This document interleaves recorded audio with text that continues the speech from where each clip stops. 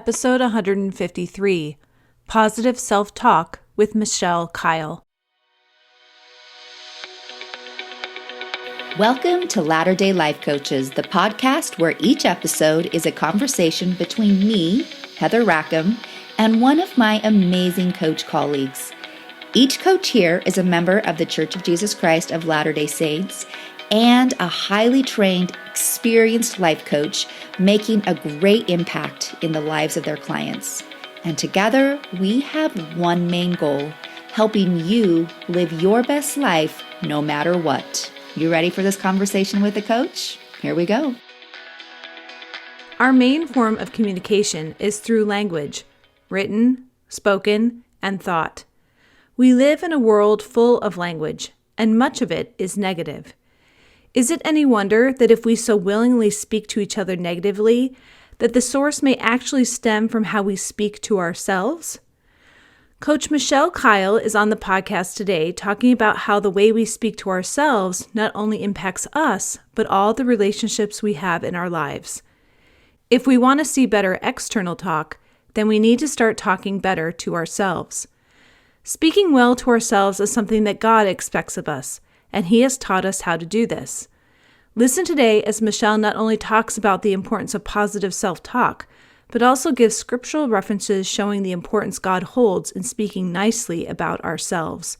If you'd like help in being better at speaking kindly with yourself, please reach out to Michelle and let her help you. Enjoy this episode. Welcome to the podcast, everybody. I am Heather Rackham, and I am here today with Coach Michelle Keill. Hi, Michelle. Hi, Heather. Thanks for having me. Oh, it's so fun to be here. It's so fun to visit. I always get to chat with the coaches a little bit before we hit record, and I love it. It's just fun to get to chat, and I'm glad that we get to have this conversation today. And I think it's one that many people are going to relate to. But before we get started, Michelle, could you give us a quick introduction about you? Yeah, I'd love to. So as you said, I'm Michelle Keill. I live in Gilbert, Arizona with my husband. Our youngest is the only one that's still at home. She's a senior in high school, but we like to say we have 8 kids. 6 of them were born to us and 2 of them chose our family through some of our children. So that's a lot of fun when we're all together. And I've been coaching for about 3 years now, and I love listening to people and their stories, particularly women. And I love learning how to get rid of what we're going to talk about today, get rid of our need to fix, and how that allows us to release the mental and emotional weight that we carry around all the time. That word fix, I think, will resonate with so many people because we want to fix so many things. We want to fix ourselves. We want to fix our spouse, especially some of us do. We want to fix our children, our in-laws, and there's some key ways to go about fixing and not wanting to fix, right? I think that's what we're going to talk about today is like we want to fix it, but the way to fix it is not to need to fix it or something like that, right? Yeah. It's kind of crazy, but yeah. It is crazy. And so I'm glad that we get to talk about this today. So there are a lot of ways that women can say they don't like themselves and they are working to fix themselves. Just like we said, like we feel like we have to fix so many things, but it all comes back to this form of self-hatred, I think. And though that sounds really strong to say, it really is true, right? So I'm curious how you would define self-hatred.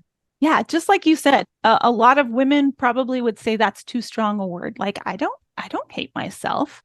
They would probably say something more like that they are just trying to be their best self or trying to improve themselves, but they don't hate themselves. But the differentiation is they generally, and me included, have a very strong pattern of self-judgment and self-criticism that perpetuates these feelings of hopelessness and worthlessness and incompetence, and just like a running dialogue that there's something wrong with me. Mhm. And it's a really strong negative internal narrative that, sometimes that you'll hear it referred to as your inner critic or your inner judge. But that inner dialogue is more often than not very self-deprecating and leaning towards perfectionistic, Mhm. which leads to feeling like we're a failure and we're just not good enough. And this can be in all different kinds of ways. A lot of times it shows up particularly in our body image as we're comparing shapes and sizes and our appearance with other people. But it's also the way we show up as parents or as a wife or in our relationship to the gospel and just how we relate in all of those different ways. Mhm. It's interesting that we feel like the word self-hatred is too strong, but honestly, you said like that self-dialogue that we have, if we were ever to just sit back and listen to that dialogue, which we don't sit back and listen to because we think we're completely involved in it, right? Yeah. If we could ever just sit back and listen to it, we would think, like, if that was somebody saying that to somebody else, you would be like, oh, they hate that person, right? Yeah. Like Yeah. So though we think it's strong, in reality, a lot of times the language that we speak to ourselves, and I should say the language that our ego or the person that is not us, that part of our brain that is not, that's kind of working on autopilot, really does not talk in kind ways. Yeah. And I think, like you said, if we heard someone talking to our children or our friends that way, we would not allow it.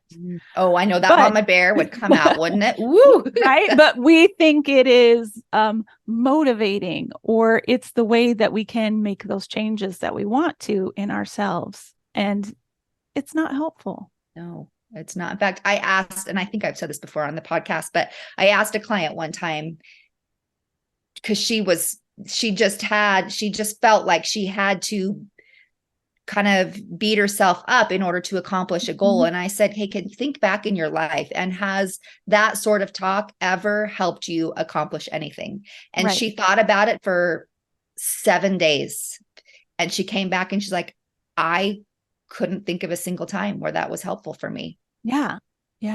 Exactly. So important. And that's the amazing thing. We don't pay attention to it because we think it's helpful and moving us towards what we want. And it's really the exact opposite. Yeah. And even if we did get to what we wanted, like, how enjoyable is the journey? Yeah. Well, how enjoyable is the journey, and what do you think about yourself once you got there? Like, the dialogue doesn't change. Yeah, no, that's still there. So, okay, you said the word perfectionism, and I do think that a lot of times within the church, and it's not unique to our church, and I feel like a lot of times we speak about things that happen with, as church dialogue, and we think it's unique to us, and it really isn't. It's just in general, anytime you're speaking with trying to improve, women suffer, I think, a lot with the feelings of having to be perfect and to get everything right. And not just women, but our youth and the men do as well. But we're talking specifically about women today. What kind of thought patterns and physical manifestations play out when women hold on to these perfection, have to get things right beliefs? Yeah, I think, like we had mentioned before, I think it shows up in all the relationships that we have. And sometimes that internal dialogue, we actually speak out loud and don't even pay attention to it. Like if we do something and make a mistake, we're like, oh, I'm so stupid. I can't believe. And thinking that, that will motivate me not to make the mistake. But it shows up in so many ways, especially, like you said, in religious cultures, because we want to keep the spotless house and we want to be making all of these wonderful home cooked meals and be the perfect mother and be a good steward of our own body. And so we'll exercise, but from a place of shame and punishment to ourselves to make sure we're doing all the things correctly. We want to make sure that we're spending all of our time studying our scriptures or going to the temple or doing family history work or serving in 100 different other ways. And that can affect our relationship with ourselves, most especially because we are just seeing all the ways that we're failing, all the ways that we're falling short, whether it's in our callings, in the way we're serving, in our families. When we show up as human, then it's not enough. And I think that, you know, physical health and mental health are so interrelated that our bodies hold all of that negativity, and it can cause physical manifestations as well, whether it's migraines or, you know, stress in your shoulders and neck. It can cause severe, I mean, even poor mental health has been shown to cause, you know, heart disease, inflammation, all the other things that lead to very chronic physical situations. And so watching our mental health is the best way to improve our physical health. Yeah, isn't it interesting? I've read a lot of, you know, stuff lately. One book in particular, I'm always looking to the side over here. I can't remember the name of the book, but my books are all over there. And there's a study that was done about happiness and longevity of life, and like the highest indicator of somebody living a long life is the quality of their relationships. Yeah. And like it's higher, the quality of our relationships has a higher link to longevity and happiness than like not smoking. And those relationships starts with ourselves, right? Like it doesn't, being able to have quality relationships, loving relationships, the things that our souls desire, we have to start from within. Yeah. And I don't remember, unfortunately, where the quote came from, but I do remember that, like, we can only offer the love that we have to give. And if we don't start that love within ourselves, we think we're offering all that we have, but there's so much more that we have if we will love ourselves first. Such an amazing thing to learn and to experiment on, I think. Yeah. We hear those words often. We know that, you know, we can only love as much as we love within or whatever. But if you can just start to experiment on that and really see what happens, and it really is magical. Yeah, 100%.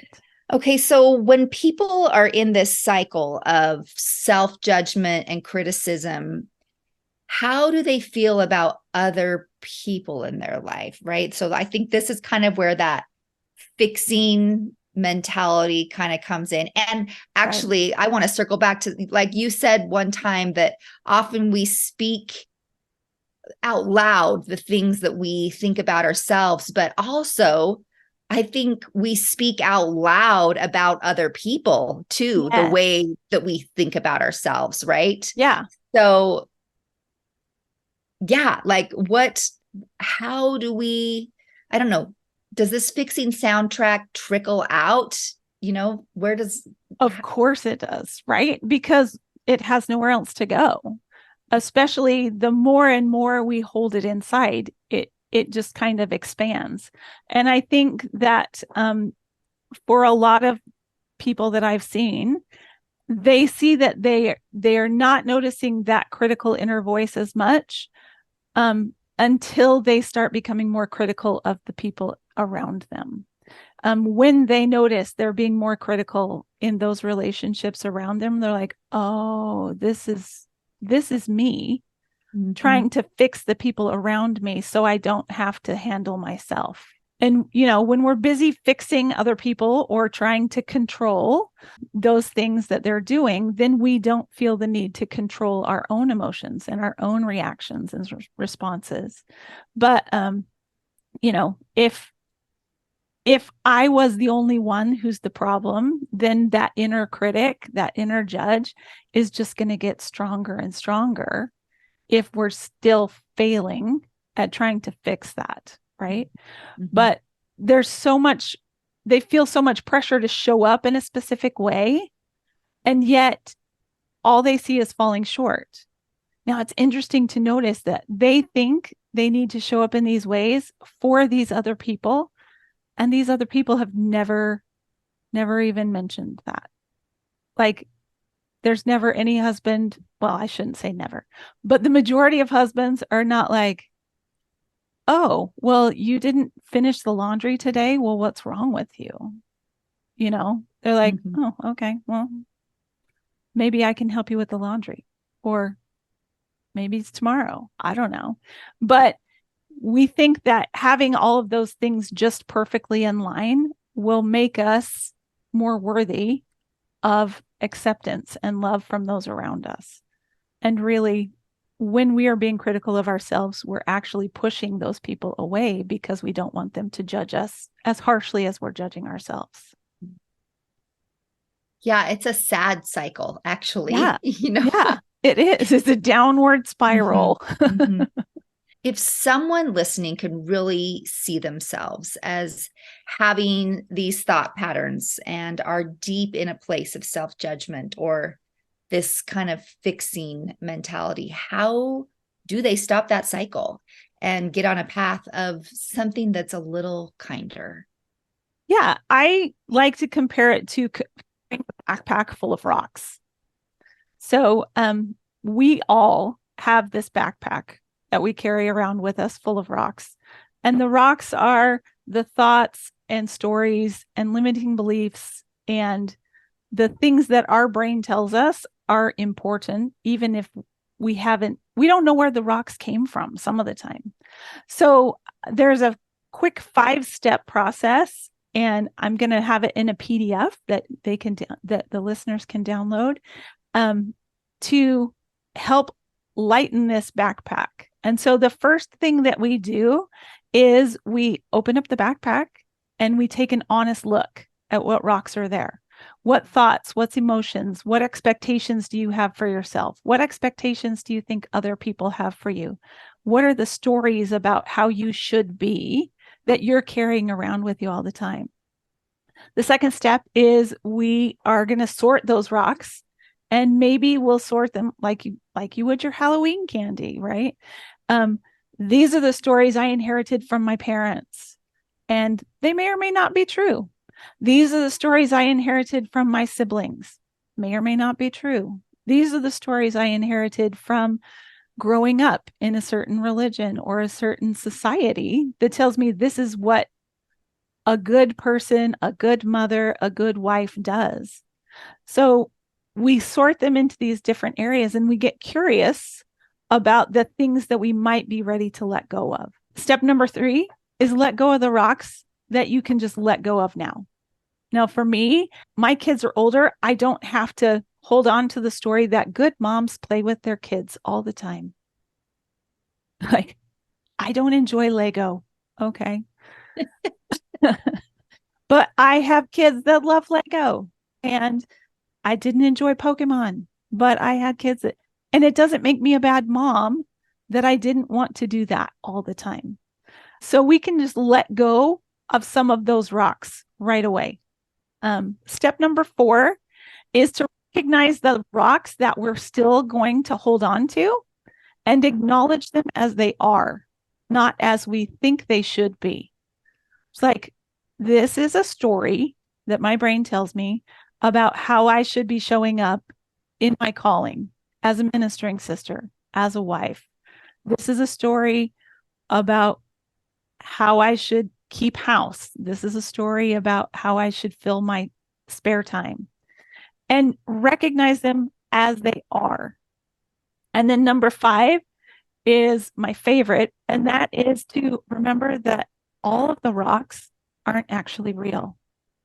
They're all optional, right? Because there are thoughts and our feelings, but they feel very real to us and they feel very true.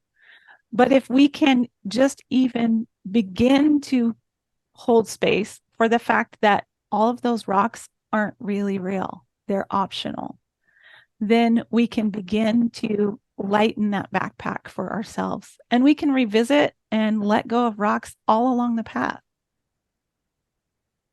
So I am listening to you speak right now, and I'm thinking of a book that I was sitting here trying to Google it while I was listening to you. Yeah. I'm reading a book right now that's called Living After the Manner of Happiness. And I cannot remember for the life of me the author. It's sitting on my kitchen counter there, but I'm not going to go get it. Meg's got us. I will have Meg put it in the show notes. She's a therapist. The author's a therapist, and she is a member of our church. And she's talking about like where I am so far in the book. She's been talking about our thought selections, just what you've been, those rocks, we pick them up and examine them. Like, we are the selector of the thoughts that we allow. And obviously you and I know this is where our agency begins, right? The things that we are going to, the thoughts we are going to allow, that we're going to pick up, that we're going to actually keep in our backpack, is where our agency starts. And the thing that I'm finding that I am really appreciating from this book is that she would argue that if the thought does not make you feel good, it's not truth. And if it makes you feel yucky, then it is not truth, right? And I loved kind of looking at it like that. Like, yes, like we get to choose what we want to think, but that's a pretty good way to look at it. Like, does it feel good? Does it not feel good? Like, it's not true if it's not. And sometimes there are things that I think don't feel great, and they are going to be helpful for us. But those self-deprecating things that don't feel good, it's not truth. Yeah. And that's why I love, Heavenly Father and Heavenly Mother, we are allowed to feel guilt for things that we did wrong, but they don't ever make us feel shame. Yeah. Like, we are not wrong. We are not bad as a person. We made this choice that maybe we would like to make a different choice next time. Yeah. Love it. I love anytime bringing our heavenly parents, our Savior, into the conversation. This one of the things I love about our platform here is that we get to kind of be the crossroads of coaching and religion. And I know that we often don't reference a lot of scriptures when it comes to self-love or self-acceptance, but there are quite a few out there. Even though I don't know that we often think about them in that way. But can you share a few of those with our audience and show them how they really are truly invitations to love and accept ourselves? Yeah. And I think, we can start with the easiest one, right? Like, the second commandment does not say love thy neighbor, period. It says love thy neighbor as thyself. And how much can we love our neighbors if we're carrying around so much criticism for ourselves? What do we get out and offer to the people around us, right? And so for the first step for me was reversing that. What would happen if I loved myself the way I love my neighbors? Because I'm much more willing to give grace and compassion and empathy and understanding to my neighbors and my friends and my children and my husband than I am to myself. And so that was a starting place for me, is what would happen if I could love myself as I love my neighbor. Another example that I love is in Mosiah 3:19. I'm trying to remember. I think it was Jacob that's talking. But it tells us that the natural man is an enemy to God. And a lot of times, in my brain at least, I just stop right there. Like, that's a period, right? Unless he yields to the enticings of the Holy Spirit. And even then, as the natural man, when we move into Matthew chapter 5, verse 44, we're told to love your enemies. So if the natural man, if who we are physically is an enemy to God, and we're trying to punish, condemn, criticize who that is, and at the same time we've been given the commandment to love your enemies, then how do we do that with our own physical state, right? How do we love ourselves in this mortality? So that was a fun one that I love too. But one of my favorite ones that I have always interpreted is in 2nd Nephi chapter 25, verse 23. When Nephi is talking about, for we know that it is by grace that we are saved after all we can do. And so I love, just a few weeks ago on the Follow Him podcast, I know Meg said she can reference that in the show notes as well. But when they were speaking about, I think it's Corinthians. Yeah, 2 Corinthians. It was Dr. Joseph Spencer.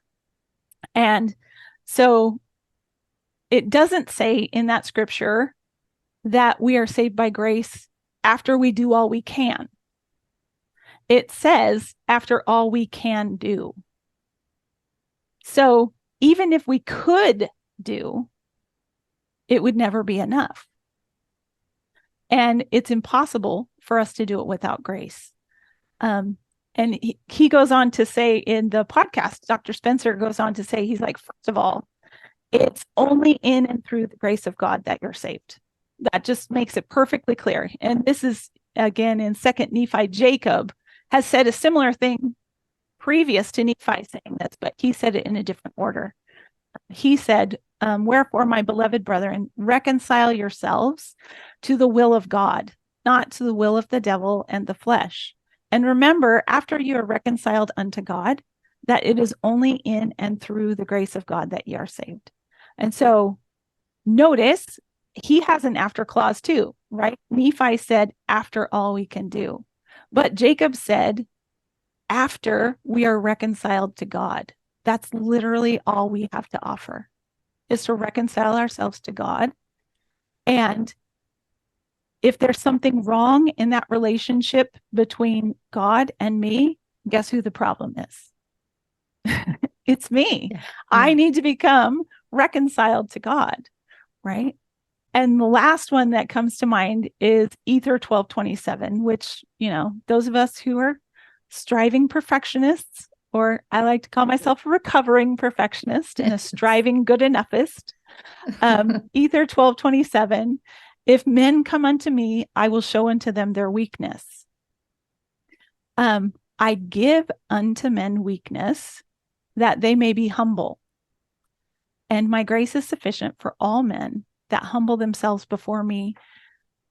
For if they humble themselves before me and have faith in me, then will I make weak things strong unto them. Now, for a long time, I misinterpreted this one. Notice it doesn't give a number of weaknesses, right? There could be one, there could be many. It could just be the fact that we're mortals living in this world. But it also doesn't say, I give unto men weakness that they may fix them and become better people. It says, I give unto men weakness so that we can become humble and turn to the Lord. One of my favorite quotes about humility is from C.S. Lewis, and he says, true humility is not thinking less of yourself, it's thinking of yourself less.